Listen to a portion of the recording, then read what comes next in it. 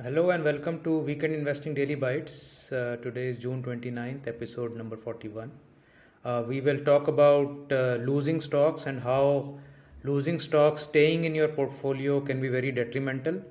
And there are several aspects to this. We'll get to that, but let's first see what happened in the markets today. So the markets were largely down all through the day. The first hour itself was a big leg down, and then the market kept dancing around that point. The small caps were the least hit, so that is a good sign so far. Nifty Next 50 was down 0.2%, CNX 500 was down 0.38%, Nifty was down 0.42%. So, after yesterday's fall, another down day, and the stimulus package that was announced that seemed to that impact is over, and the global cues are something basically which will drive the markets here on. In terms of sectoral indices, pharma and FMCG were the sectors where capital was seeking refuge.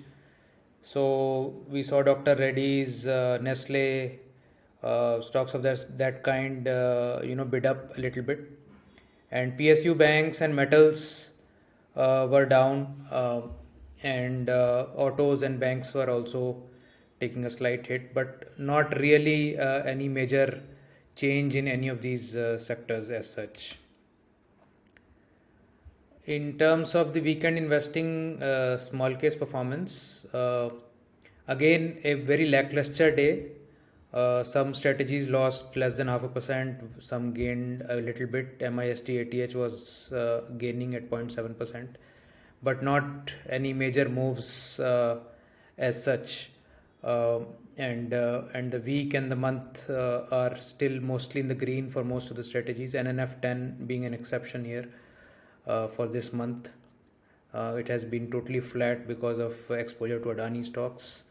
But on the financial year, ATH at 38% and at 25 at 41% and all cap at 30%, along with the MI50 and MI30 nearing 20, has been a satisfactory performance to date. So topic of the day is, did you exit your losing stocks? Now, we all know that stocks can run in cycles, especially when they are cyclical stocks. But even other stocks, unless there is something really wrong in those companies, or they are dead companies, or the growth is not there, sooner or later most stocks do give you a chance, and a lot of players play the game based on that. That stock is down right now, let's buy and keep it, someday it will go up. What most people don't calculate is the opportunity cost of your capital. So while you may have a good stock which has fantastic fundamentals and everything ticked at the right boxes, but it may not perform, and it may not perform for years together. So there is an opportunity cost of capital that you're incurring when you're sitting in that kind of an environment. And unless it gives a very explosive sort of a move after that, your wasted cost of capital will not recover.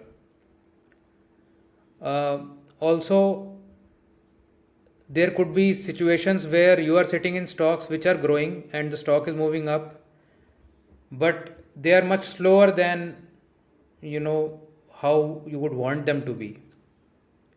So again, a slow moving stock is actually eating up the opportunity for you to participate in a more dynamic or a faster moving entity. And any stock which is actually moving down, in an environment where most stocks are moving up, that is actually a double whammy.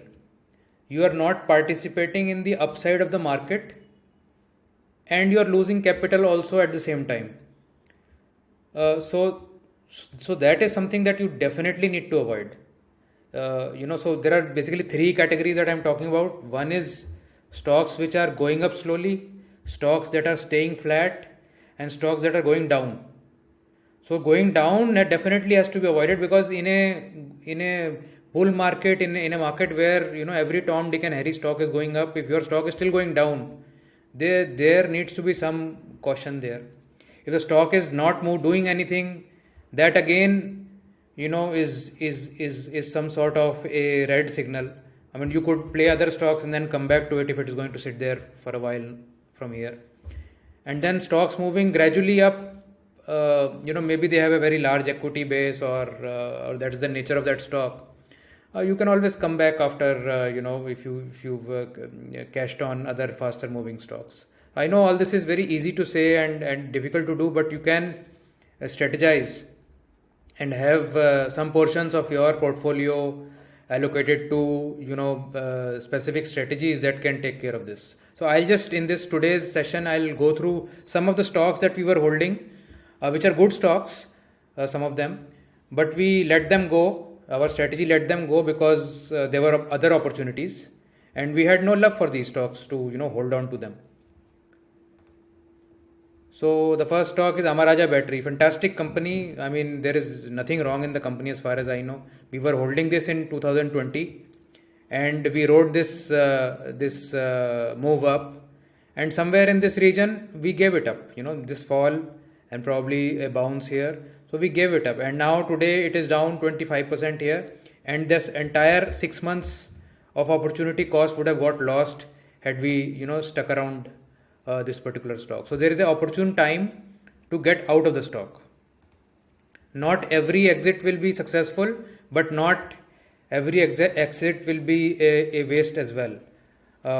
We were in Biocon from late 2019, somewhere around here. I think we entered, and we exited in this drop here. We did not buy it again here, but it has been flat for the last 6, 7, 8 months. So we've been able to utilize our capital effectively in other stocks in these 7, 8 months. We did not know that this will happen, but at that point of time, our strategy said that let's get out of Biocon. So we got out of it. Another stock is Petronet. So we were riding this here in 2020, and then after this fall, I don't think we made any money, or we may have made slight, some few percent here or there, but it has gone flat after that. So we could have, just drifted along with it and wasted a year having allocation to this stock. As and when it will pick up, in case we have room in the strategy, we will allocate again to it. Oberoi Realty is something that we were holding in late 2018, early 19, but then somewhere in May or maybe June of 2019, we got out of it. And then we had the whole crash of 2020. And then the stock is more or less near about still there, even after 2 years.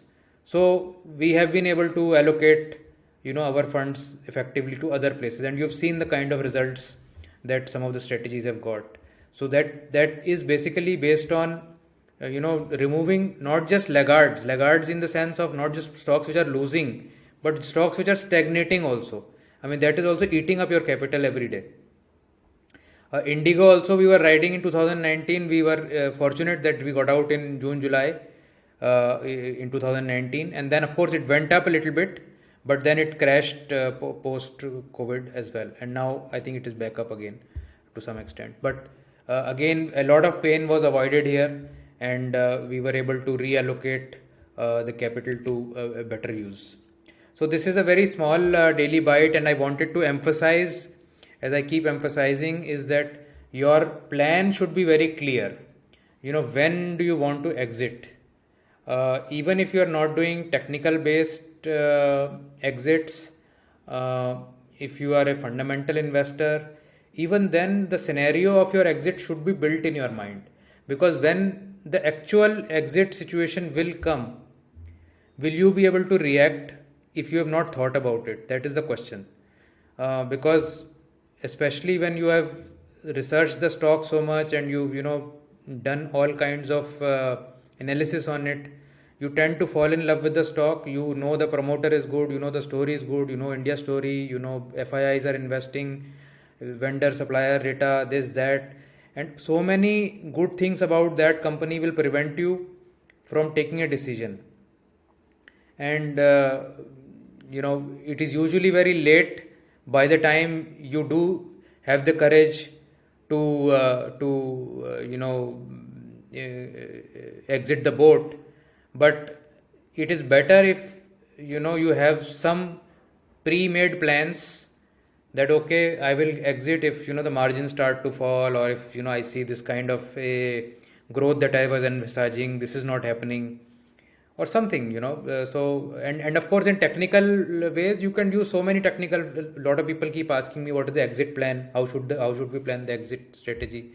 So you could do a simple percentage drop of from a high. If it drops 20-30%, I'll get out. If it goes below 200 DMA, I'll get out. If it goes below, let's say, MACD goes below certain level, RSI goes below certain level, or ATR is crossed. So many ways of, that is not really important, but the important part is that that there is a plan, and this is the plan, and it is written out in front of you, and you'll be able to execute it. Now there are a lot of proponents of not exiting the stocks and holding them for life. So this daily bite subject is not for them, because this is for active investors, people who want to have the right opportunity for their money at the right time. And even if you sat through a stock which took 10 years of toll on your mind and health, I don't think it is worth it. So one needs to feel happy about your investment. One needs to be positive about it. And even if you made less than somebody who sat 20 years grudgingly through some stock, that's fine. I mean, you have to enjoy your life also. So this is just a small emphasis that I wanted to make today. Please keep sending in your comments, and I'll see you in another video. Bye.